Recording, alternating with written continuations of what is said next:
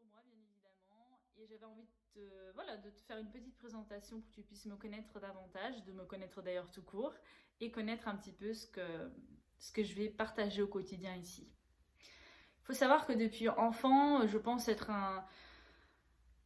avoir été un enfant à part avec déjà beaucoup de questions très très jeunes, vraiment, surtout sur la vie, sur le sens, sur les autres, l'importance que les autres se sentent bien au quotidien, et j'en ai fait mon métier aujourd'hui parce que aujourd'hui j'ai un cabinet qui me permet d'accompagner différentes personnes à un moment précis de leur vie, que ce soit tout simplement de continuer de participer à leur bien-être ou alors de travailler ensemble pour passer une étape un peu plus turbulente de la vie de la personne pour qu'elle puisse se sentir au mieux par rapport à ces périodes qui ne sont pas faciles, et il faut vivre chaque étape.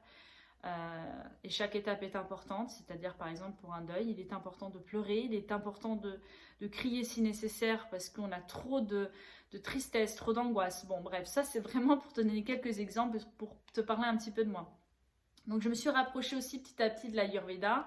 Donc l'Ayurveda, c'est une médecine ancestrale indienne dans laquelle je me retrouve énormément. Pourquoi ?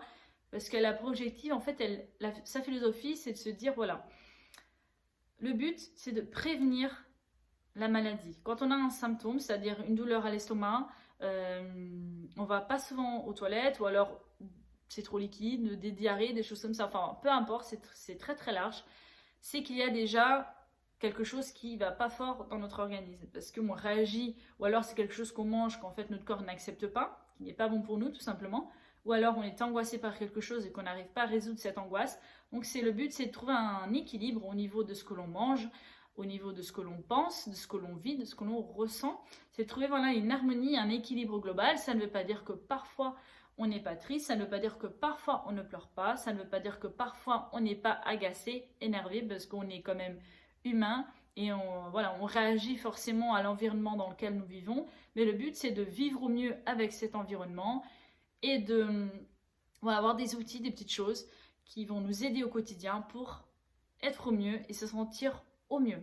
Donc dans cette chaîne, tout simplement, je vais te présenter plein d'outils, des choses que pour moi ont fonctionné et qui fonctionnent aussi pour les personnes que j'ai au cabinet. Et mon objectif, c'est de t'aider au mieux. Et puis il y aura des choses qui vont te parler, d'autres qui ne vont pas te parler. Et c'est normal parce que moi, il y a des choses qui ne me parlent pas du tout, d'autres qui me parlent vraiment. Donc laisse-moi guider un petit peu.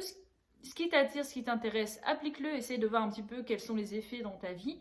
Et puis pour les autres, tu les laisses. Et puis je suis certaine, chaque personne se connecte plus à une chose qu'à une autre, et c'est ok.